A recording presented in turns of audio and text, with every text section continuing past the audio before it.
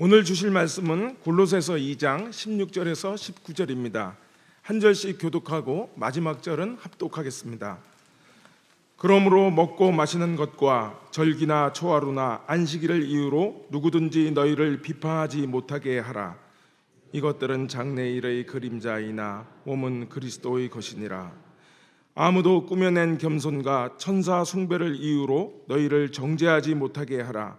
그가 그 본 것에 의지하여 그 육신의 생각을 따라 헛되이 과장하고 머리를 붙들지 아니하는지라. 온몸이 머리로 말미암아 마디와 힘줄로 공급함을 받고 연합하여 하나님이 자라게 하심으로 자라느니라. 아멘. 류성 목사님께서 공급함을 받아서 라는 제목으로 말씀 전해 주시겠습니다.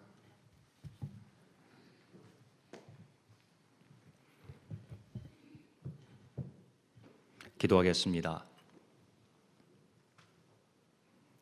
하나님의 말씀은 잔소리가 아니오매 오늘도 저희가 겸손과 온유함으로 하나님 아버지의 말씀을 귀담아 듣도록 성령님 저희를 도와주시옵소서.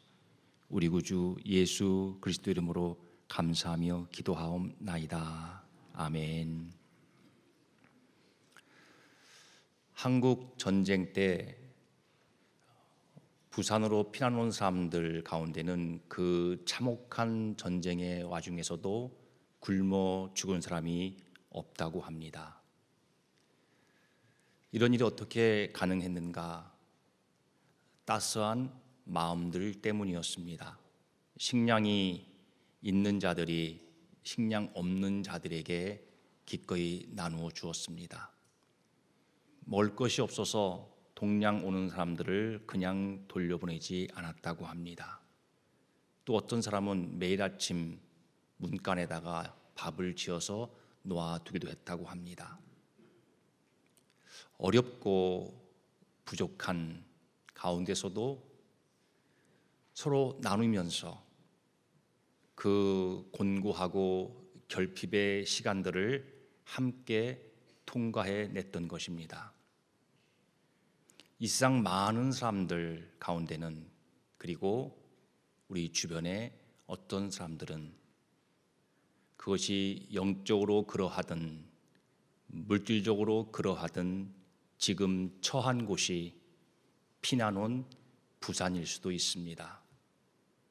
막막함, 없음, 결핍 가운데서 그 마음이 여기저기를 헤매고 있는 사람들인 것이지요. 이 세상에 교회가 존재하는 동안에는 교회도 크고 작은 부산입니다. 골로새 교회 성도들은 따스한 마음을 나누거나 부족한 것을 채우기 위해서 나누는 그 나눔들이 활발하지 못한 가운데 지냈을 것입니다. 왜냐하면 그들 가운데 오고 갔던 비판과 정죄 때문에 그랬습니다. 골로새 교회 안에 들어온 거짓 교사들이 먹고 마시는 문제, 그리고 절기, 초하루, 안식일 등 날을 지키는 구약의 율법들을 그대로 지키지 않으면 신앙이 없는 자라고 비판하고 실격이라고 판단하기를 일삼았습니다. 금욕적인 생활을 하지 않고 천사 숭배를 하지 않는 사람들을 정죄하기도 했습니다. 그런데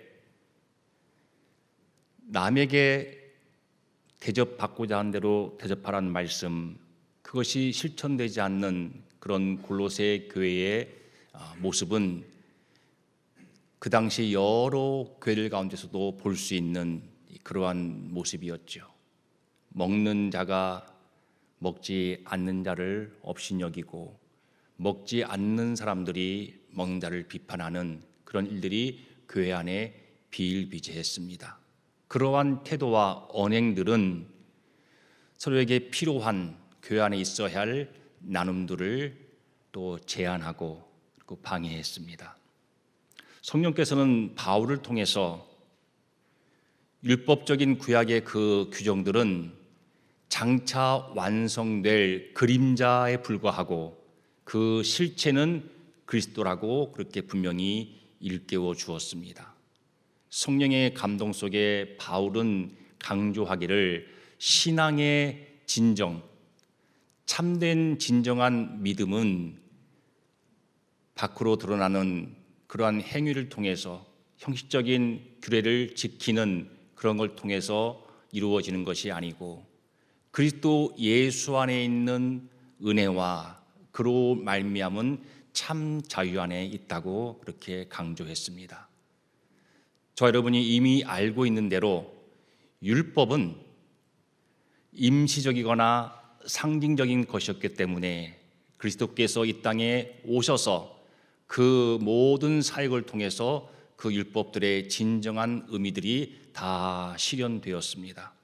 그래서 골로새 교회 성도들은 더 이상 그 구약 율법의 무거운 그러한 멍에를 짊어질 필요가 없었고, 그리고 형식적인 그러한 행위들을 따라서 하나님을 섬겨야 할 이유가 없었습니다. 오직 그리스도로 말미암은 하나님과의 그 올바른 관계 안에 들어와서 이제 하나님을 마음껏 자유롭게 예배하고 섬길 수 있는 복된 자들이 되었습니다. 오늘날 저와 여러분도 마찬가지입니다. 우리가 구원받고 하나님을 섬기고 은혜를 입는 데 있어서 예수 그리스도의 은혜 외에 또 뭔가 다른 것이 있어야 하지 않나라고 하는 헛된 압박감이나 헛된 두려움에 우리는 더 이상 매일 필요가 없게 된 것이지요. 신자는 그리스도 안에 있는 그리스도 통해 주신 그 참된 자유를 누리며 살 수 있게 된 사람들이고 또 그 자유 안에서 살아야 할 사람들인 것입니다. 그런데 오늘날도 율법적인 기준을 가지고 다른 교우들을 비판하고 정죄할 일이 교회 안에도 종종 있는 것을 보게 됩니다. 선제장국을 먹느냐, 보신탕을 먹느냐, 안 먹느냐, 소주를 마시느냐, 마시지 않느냐, 그런 문제를 가지고 다른 교우들을 비판하는 사람을 본 적이 있습니다. 그런데 주님은 이렇게 말씀하십니다. 로마서 14장 3절이죠. 같이 한번 읽어볼까요? 먹는 자는 먹지 않는 자를 없이 여기지 말고 먹지 않는 자는 먹는 자를 비판하지 말라. 이는 하나님이 그를 받았습니다. 아멘. 우리가 각자 신앙생활을 하는 가운데 나름의 신앙의 방식들이 있지요. 신앙의 습관들도 있습니다. 어떤 사람은 어떤 모임에 나오기도 하고 그 모임에 나가지 못하기도 합니다. 그런데 그 다른 교우들이 교회 안에 있는 모임들에 얼마나 자주 참석하느냐 여부를 가지고 그분이 하나님 앞에서 얼마나 신실성을 가지고 있는 분인가를 섣불리 판단하려고 하는 것도 교회 안에 있습니다. 그런 것들이 신앙의 진정성을 대체해서는 안 됩니다. 우리가 기준 삼고 붙들어 지켜야 할 법은 그리스도의 법입니다. 사랑의 법입니다. 짐을 서로 지라고 하시는 법입니다. 갈라디아 6장 2절 말씀이죠. 너희가 짐을 서로 지라 그리하여 그리스도의 법을 성취하라 그랬습니다. 예수 그리스도께서는 그림자인 율법에 매여 살지 않으셨습니다. 그래서 죄인들과 세리들과 함께 식사하셨습니다. 사랑이 실체이기 때문이셨습니다. 고르반은 그림자입니다. 부모이든 누구이든 간에 필요한 자들에게 기꺼이 아낌없이 내 것을 나누어 주는 것이 실체입니다. 그리스도의 것입니다. 바울은 이 거짓 교사들의 문제가 머리신 그리스도께 붙어있지 않은 것이라고 지적을 했습니다.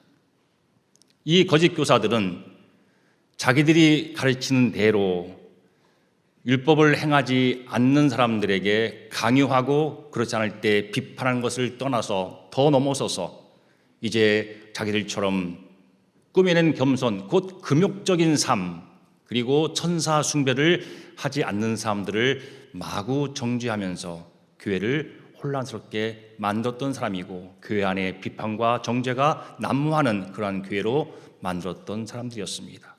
그들의 그 율법적인 삶, 천사 숭배, 금욕적인 삶은 머리이신 그리스도께 붙어있지 않았기 때문입니다. 늘 머리이신 그리스도께 붙어 사시는 여러분 되시기를 주 이름으로 축복합니다. 우리가 교만할 때는 머리이신 그리스도께 붙어있지 않을 때입니다.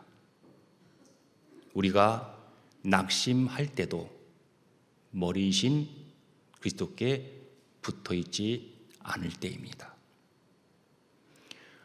온몸이 머리로 말미암아 마디와 힘줄로 공포함을 받고 연합하여 하나님이 자라게 하심으로 자라느니라. 이 19절의 말씀은 오직 교회의 머리는 그리스도시고 모든 교회 안의 각 지체는 그 머리이신 그리스도께 붙어 있어야 하고, 각 지체들끼리 서로 연결된 가운데 붙어 있는 가운데 서로의 받은 은혜들을 나눌 때에, 피차 공급자가 될 때에 교회는 성숙하고 성장한다는 그런 말씀입니다.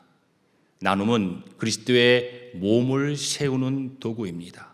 교회는 그 공동체 안에 있는 한 사람 한 사람이 자기가 받은 바 그 모든 것들을 서로에게 나눠주면서 그렇게 공급하는 가운데 성장하고 성숙할 수 있습니다. 각자가 그렇고 교회 전체가 그렇습니다.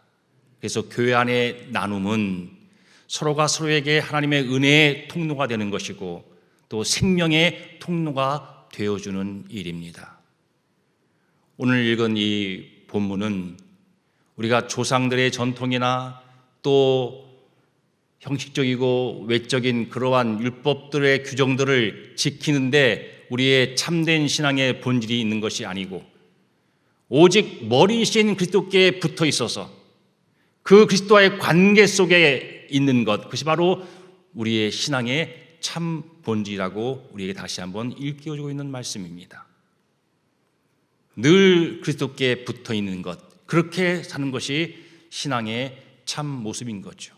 그 그리스도와의 관계 속에서 이제 하나님 주신 그 참 자유와 사랑을, 은혜를 누리며 사는 것이 성도이고, 그리고 연결된 지체들끼리 비판과 정죄를 하지 아니하고 그 주신 참 자유와 사랑을 나누면서 교통하는 것이 바로 건강하고 성장하는 교회의 참된 모습임을 우리에게 보여주고 있는 그런 말씀입니다.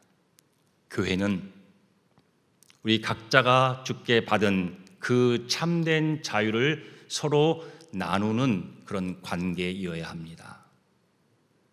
우리가 받은 그 자유를 서로 나누며 지내는 교회의 모습은 어떤 것이냐 하면, 우리 각자가 겪고 만나는, 보게 되는 다른 교우들의 그 모습 속에 있는 그림자 같은 것들, 그것들에 내 마음이 매이지 아니하고 그분들의 그 신앙의 방식, 예배하는 방식들, 교회에서 일하는 방식들, 그분의 신앙의 습관들, 그 모든 사실은 본질이 아니고 그림자 같은 것들에 내 마음이 매이지 아니하고, 그래서 비판 정죄하지 아니하고 그들의 그러한 그림자들을 보고 겪으면서도 내 마음이 자유한 가운데서 서로 교제하는 것, 그것이 바로 우리 각자가 가진 자유를 나누는 가운데 하나님을 섬기는 교회의 아름다운 참된 모습인 것이지요.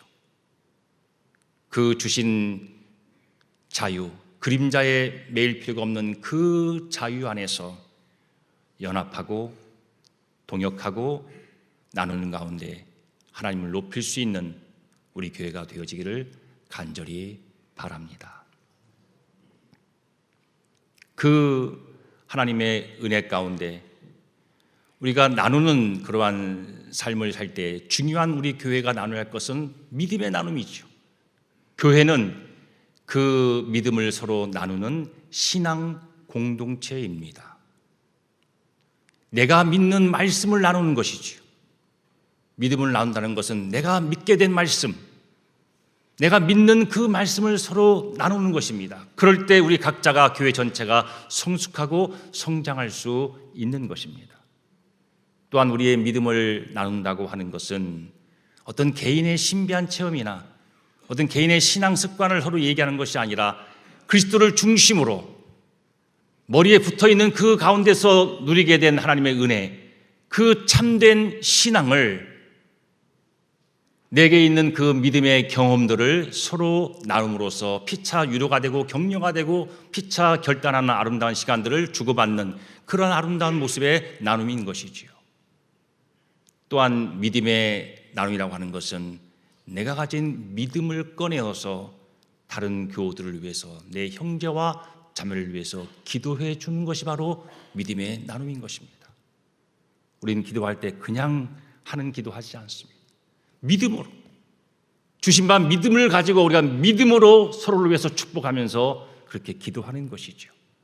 서로를 위해서 기꺼이 믿음으로 기도함으로 믿음을 나누는 우리 교회가 되기를 간절히 바랍니다. 다락방이 이러한 나눔이 활발하게 이루어지는 곳이므로 다락방을 떠나야겠다는 생각을 아예 하지 마시기 바랍니다. 어리석은 생각이지요. 우리 교회가 또한 하나님께 받은 사랑을, 늘 마음에 부어주시는 사랑을 받는 공동체로서 나눠야 할 것은 반드시 나눠야 할 것은 바로 사랑인 것이죠. 너무 당연히 사랑입니다. 그런데 우리가 그 사랑으로 나눠야 할 것 중에 가장 기본적이고 중요한 것은 인사를 나누는 것입니다. 크게 싸운 후로 2년 동안이나 서로 말도 섞지 않고 인사조차 주고받지 않은 그 형제들을 그 집안에서 보면서 슬프고 애타는 눈물바람으로 2년 세월을 보내야 했던 어머니의 얘기를 들은 적이 있습니다. 내가 너희들에게 부어준 사랑이, 지금도 너희 마음에 붓고 있는 그 사랑이 인사조차 나눌 수 없을 정도로 빈약한 것이더냐 라고 물으시는 주님의 그 물음에 여러분 각자가 대답하시기 바랍니다. 사랑을 꺼내어서 말로 서로를 격려해주고 그 사랑의 말을 위로로 나누는 가운데 지내는 것, 바로 사랑받고 있는 공동체 안에서 반드시 일어나야 할 아름다운 모습이지 않겠습니까? 우리 모두는 서로가 한 명도 예외 없이 말로 하는 사랑이 필요한 사람들입니다. 우리는 말로 하는 사람이, 그 사랑이 늘 그리운 사람들이고 그 사랑 가운데 살기를 원하는 사람들이지요. 말로 사랑함으로 그 격려와 위로의 말을 나눔으로써 늘 사랑을 풍성하게 나누는 저와 여러분 되어지기를 간절히 바랍니다. 또한 우리가 하나님의 백성으로서 이 결핍의 세상을 지내는 동안 우리에게 있는 자원, 곧 시간, 또 어떤 재능들, 물질들을 부족한 사람들, 결핍 속에 있는 사람들에게 나누는 천국 백성의 삶을 살 수 있기를 하나님은 우리에게 늘 기대하고 계시는 것이지요.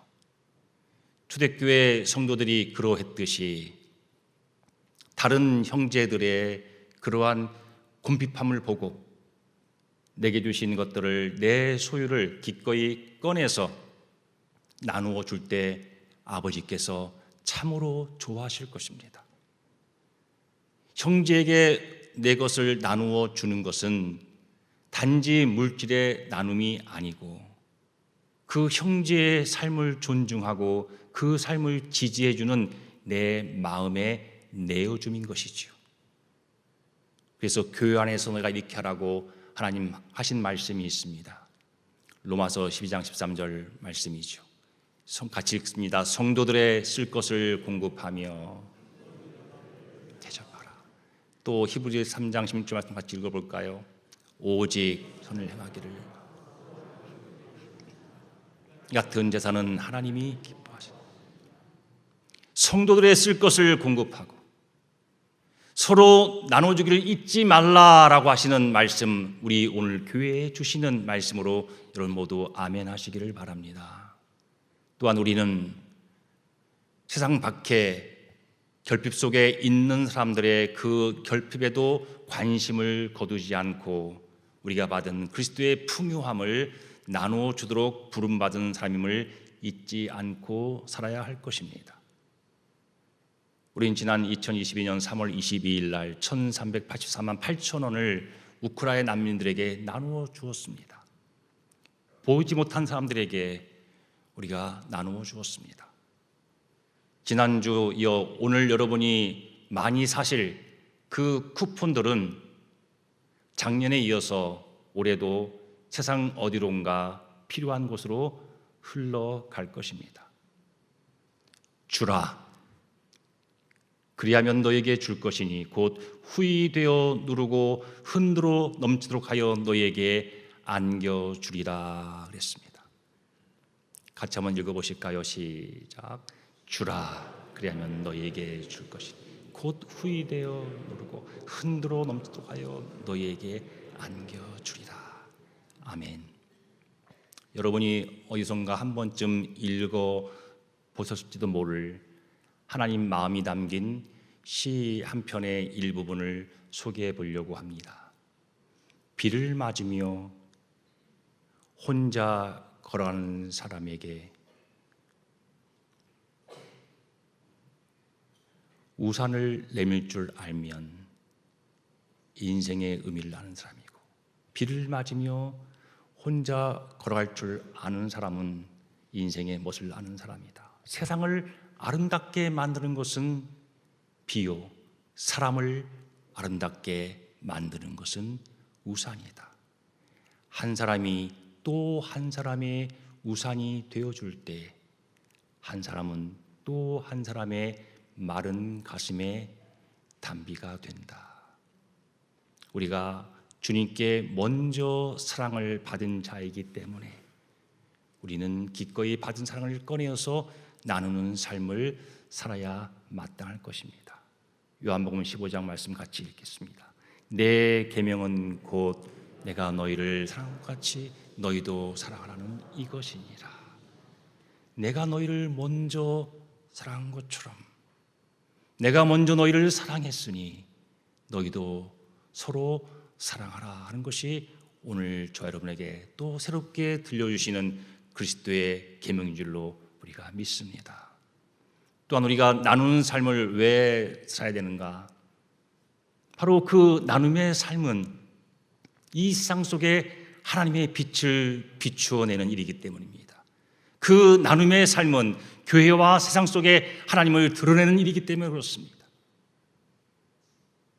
이같이 너희 빛을 사람 앞에 비추어서 그들로 너희 착한 행실을 보고 하늘에 계신 아버지께 영광을 돌리게 하라.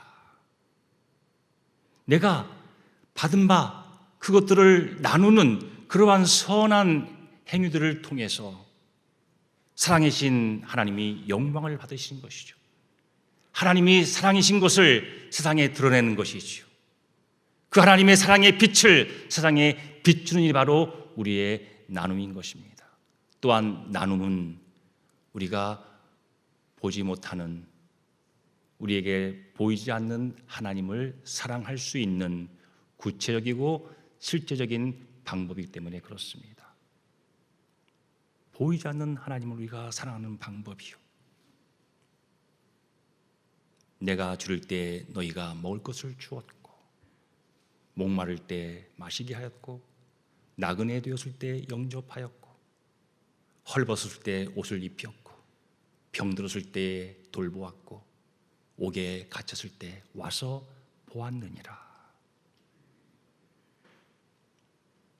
주님께 하는 것이지요. 보이지 않는 주님을 사랑하는 것이지요. 그들에게 내 마음과 시간과 모든 것을 나누어서 그들을 돌볼 때에, 살필 때, 그것은 바로 주님을 사랑하는 것이지요.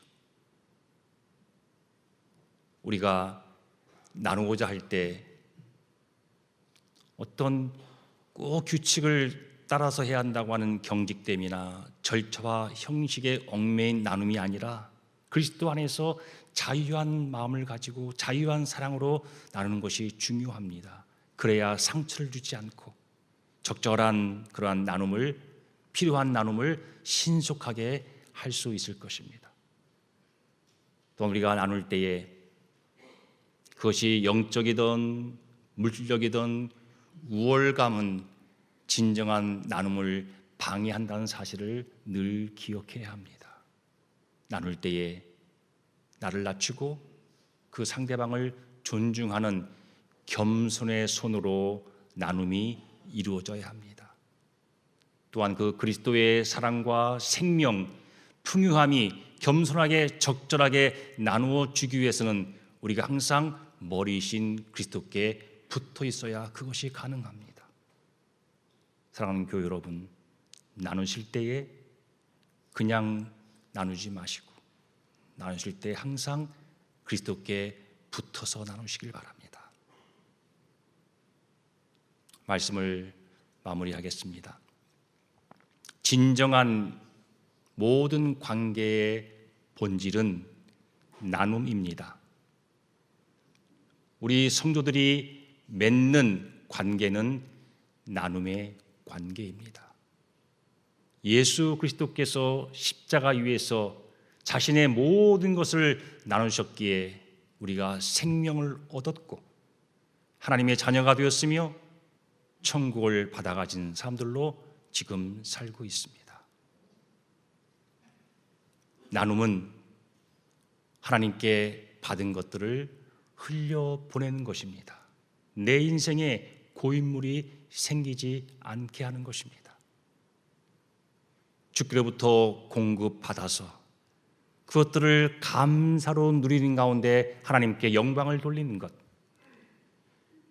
공급함을 받아서 나눔으로 순종해서 하나님께 영광을 돌리는 것, 그것이 바로 그리스도인의 멋이요 의미인 것입니다. 이 세상에는 혼자 비를 맞으며 걷고 있는 사람들이 항상 있습니다. 여러분의 우산을 나누어 주기를 좋아하면서 사시기를 바랍니다.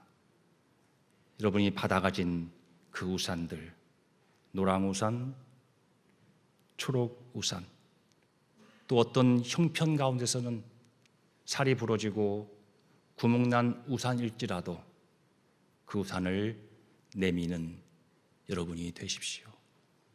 그 우산이 그 사람들에게 내리고 있는 비를 다 막아주지는 못할지라도 그 마음이 무너지는 것은 막아줄 수도 있지 않겠습니까? 말씀 한 절 마지막 읽고 마치도록 하겠습니다. 선을 행하고 선한 사업 많이 하고 나눠주기를 좋아하며 너그러운 자가 되게 하라. 이것이 장래에 자기를 위하여 좋은 터를 쌓아 참된 생명을 취하는 것이니라. 아멘. 기도하겠습니다. 하나님, 저희 각자의 삶 속에 나눔이 부흥하게 하옵소서. 저희들의 가정에 나눔이 부흥하게 하옵소서. 저희 교회 가운데 나눔이 부흥하게 주시옵소서. 우리 구주 예수 그리스도 이름으로 감사하며 기도하옵나이다.